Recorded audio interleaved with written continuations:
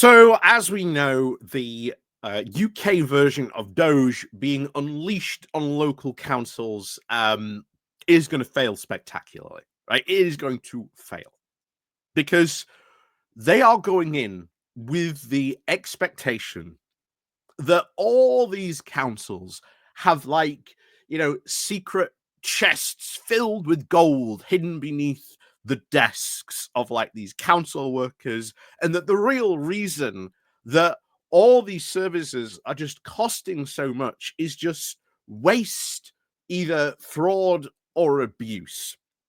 And we already covered the fact that Reform don't even know the difference between actual fraud and real government spending, like even how it works. So what are they actually going to do? What are they actually going to find? And eventually, what are they going to cut?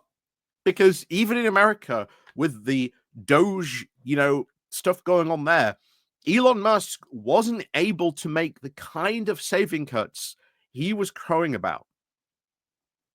So, with councils already, like, literally stripped to the bone through years of like conservative austerity, and the reality of frontline pressures, especially in child and adult social care, especially one of the biggest budgetary items of, like, local council spending. Just what are they going to achieve? Absolutely nothing. From start to finish, it is going to be a failure, and eventually it's going to end up in a disaster.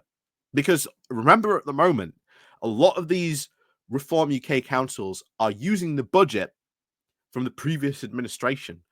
The real fun is going to start next year, where they get to set the budget themselves. And oh boy, oh boy, oh boy, that is where some real fun could start happening. And by that, I mean incredibly bad stuff. Incredibly bad stuff will happen to these, frontline services, these public services. And we've got to sit and wait and see what happens. But in the meanwhile, the BBC did an interview with one of the people in charge of these Doge units from Derbyshire's own county council.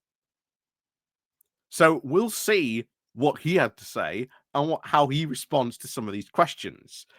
And of course, a lot of the concerns that other people on the council, especially in opposition, have about this Doge plan that they've got.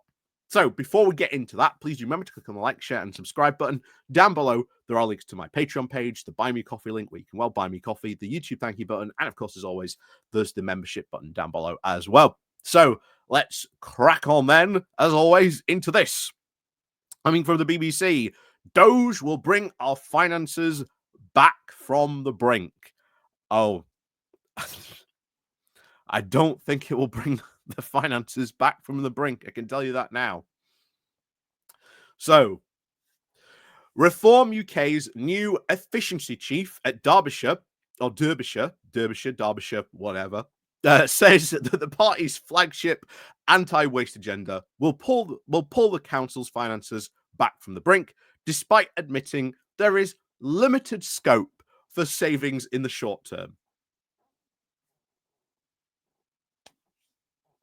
I do not see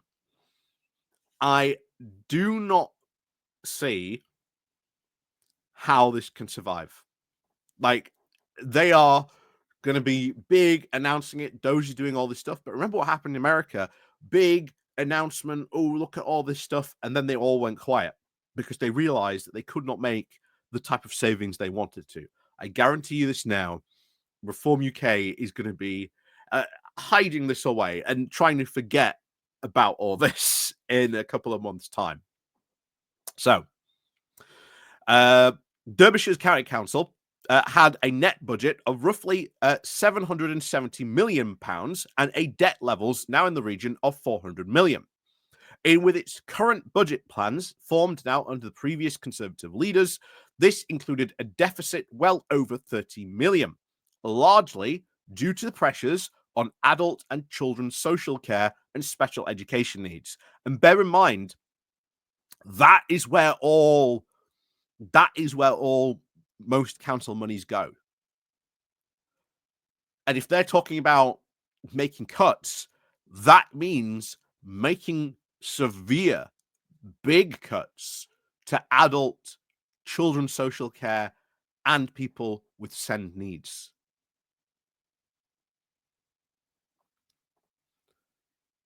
What's going to happen then in those areas where a lot of people rely on those services? I think you can already figure out what's going to happen. So Derbyshire is, of course, one of the few reform new councils that has made its efficiency drive now into a formal cabinet position. John Lawson now is the newly elected Beeston,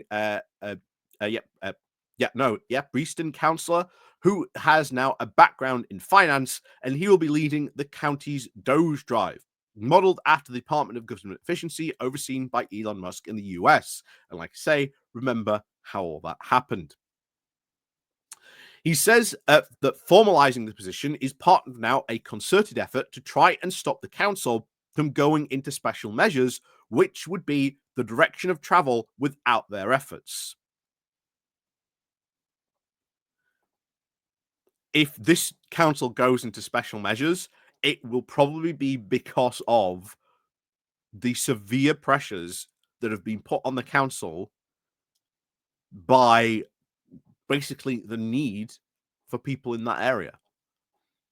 And I think this is really something that should be looked at larger. I would like to see Labour really launch a public review, an almost inquiry, how we fund local councils and how we can do better in that area. I think that is a question that should be asked. But Doge, which is expressly there for rooting out waste, fraud, and corruption, as they've said themselves, that's not going to help anything. It is not going to bring some of these councils back from the brink at all. Anyway, he continued, the council is in, of course, significant debt, but debt is not really the problem. The problem we see is now the increase in runaway expenditure, the operating expenses of running the council, he said. So how do you intend to reduce that? You have to either A, reduce services, or you have to fire people. Because this day-to-day spending is because of the significant pressures that just exist in that area. You know, just by people existing. I don't know how, honestly, he expects to make all these cuts without coming out and saying, yeah, we're going to cut SEND provision. Yeah, we're going to cut adult social care. Yeah, we're going to cut child social care. Like I say, in a couple of weeks' time or in a couple of months, you're going to hear next to nothing about these Doge units because they're going to realize, oh, yeah, we can't do this type of stuff because it would make us really unpopular. Anyway, he continued. The position we inherited was a council now spending beyond its means. It wasn't spending beyond its means. It was spending it because it had to spend that money. And this is where they are going to run into those problems as well. Rather than making cuts and slashing expenditure, the party's focus will be on making spending more efficient and effective now with existing resources. So you're still going to make cuts and slash expenditure because that's what it's being rebranded to. Oh, we're not making cuts. We're not slashing expenditure. We're just going to make spending more efficient. How are you going to make this more efficient? This is where the answer is not forthcoming. So improving efficiency by 10% is seen as an achievable target over the course of the next few years. While it is still unclear exactly how this will be measured, attempting to maintain existing levels of spending against a backdrop of rising costs and demand will be the broad aim. It is going to be impossible to do. It is going to be impossible to do. They are not going to achieve any of this.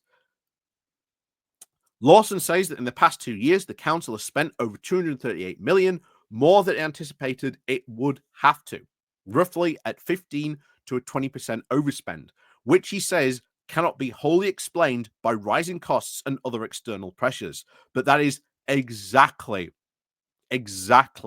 why this has happened. Because you see right there, oh, it can't be because of rising costs or external pressures. Has to be something else. Has to be fraud, surely. But no, when they dig into this, when they start looking into this, it won't be because there's like all this waste or fraud or abuse of like governmental funding. It is because of the reality that is unfortunately modern councils in the UK that are still cut to the bone because of spending. And they are going to experience that firsthand. And how they handle that, it is going to end up being a disaster, because it is going to mean that people in those areas suddenly will not have the kind of access to services maybe they were used to. And in many cases, in those areas, services were already difficult enough to try and access. They're probably about to become even more difficult, if non-existent, to try and access because of these guys. Anyway, the council has said that that figure, of course, does not sufficiently represent, of course, the actual cash expenditure incurred now in a particular fiscal year. Procurement and, of course, assessing council contracts, as well now as combing through the council's operating costs, are now seen as a prime target for where efficiencies can be found. And again, they are going to make next to nothing from these savings. They're going to make next to nothing in this. However, the former administration budget plans now passed by the council back in February will be adhered to now for the rest of the financial year. And like I say, this is where we see next year, where they start to put their budgets out, that's where we're going to start seeing some significant cuts happen. So he continued saying, we are not, of course, looking to make any savings over and above that, other than the small savings that we've already made, because we're still trying to understand where we are. It's not like all this information was public and maybe you could have looked at it beforehand and, come in with some sort of policy or plan.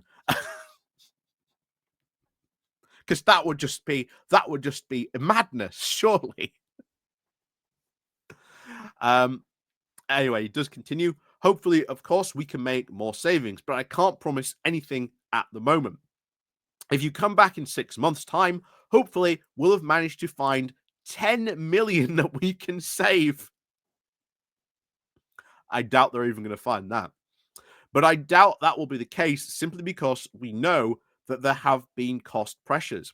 Really, cost pressures from what?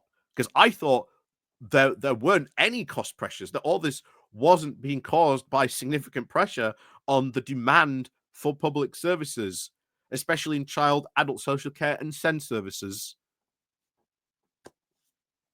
Anyway, having said that, we know over the last 2 years, the Conservative administration massively overspent. So if we can rein in some of that, then we can possibly make some savings. But how are you going to, quote, rein that in? He rejected any suggestion that the party had now underestimated the scale of the difficulty in finding efficiencies. And they have.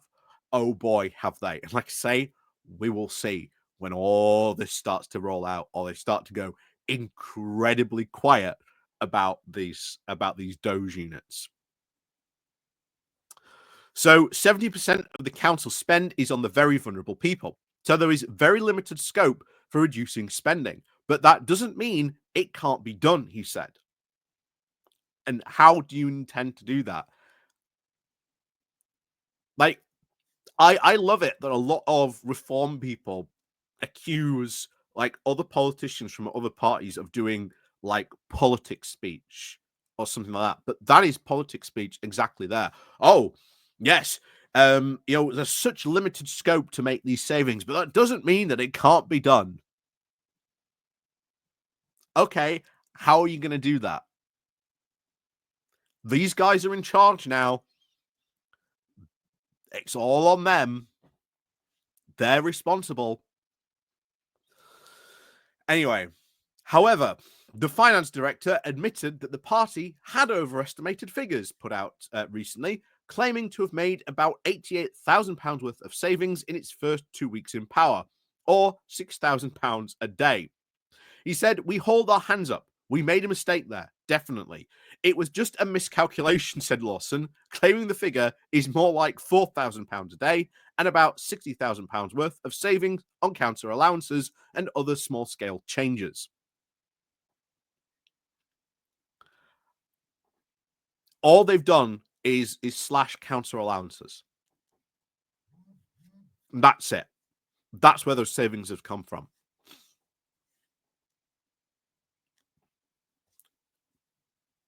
Where are you going to find the rest? Because that is it. Because there are legal requirements for councils to provide services. And when those services are not being provided to legal requirements or statutory requirements, that's where we might see government step in. And that as well could get quite interesting when that happens. So opposition parties have now used the quote mini figure to claims that the party's Doge agenda has been discredited, according to the local democracy reporting service, saying, "I'm grateful that our colleagues in the Tories and the Greens have actually pointed out we're saving money," Lawson said. While, of course, job cuts are not being ruled out, Lawson says that an employee headcount will not be reduced in the short term, with potentially now the exception of small teams. Really? So you're going to basically do the exact thing the Tories said. And what we've been criticizing, one of the biggest things in like the public sector for austerity. Like that is the reality of the government, or at least the Tory administration, and still technically, really, in some cases, this current administration is still saying you have to do more with less. And that has led to bad outcomes. It has led to a lot of people thinking that, oh, the system is broken, it's not working. So, however, it is possible that staff pension schemes will be looked at, with the deputy leader and the party leader, Richard Trice, has now criticised being unaffordable. And oh boy, I cannot wait until reform starts to mess with staff pensions. How well do you think the council workers are going to be happy when you start meddling with their pensions, or in some places, not even allowing them into the pension scheme? Again, you can see the writing on the wall of what is going to happen. Because I can see a lot of these reform councils going on strike if they start messing with this. Anyway, he continued saying there is, of course, no doubt that definite benefit pension schemes have now unfortunately become very expensive to operate, Lawson said. Ultimately, we haven't got a magic money tree, and we have to bear that in mind with future contracts. So they are going to get rid, potentially, or new staff into the council. Yeah, that really good pension that a lot of people were drawn to working in the public sector, because you got this really good pension, not there anymore. What's going to be the draw to get people to work in public service? Then this is an insane thing they want to do as well. The leaders also think that productivity can be tackled by improving staff morale, which Lawson says is on the floor. How are you going to improve staff morale where you start to mess with their pensions, mess with their benefits that they've had? Good luck with that. Again, can't wait to see the bus stop of the unions that they are going to have with some of these councils. And I've said this before: if you are now a council worker and you are in one of these reform controlled councils, join a union. You are going to need that support. But it continues. The emphasis now will, of course, be the ongoing mindset to try and shift the council's approach to its spending rather than slash and cut mentality in order to achieve the party's aims. Shift the council's mindset to what? And how? What are you going to do? How? What is this mindset shift you are going to try and achieve? Again, it's all nonsense because they haven't got any policy to do this. He said, "We are very focused and we are very excited. We are, of course, elected now on a ticket of change," Lawson said, rejecting the idea that the recent turmoil at the top of the party will hinder their efforts in delivering Doge on the ground, saying, "We were elected by the people of Derbyshire to essentially try and instill some common sense into the management of council services. Failure is not an option."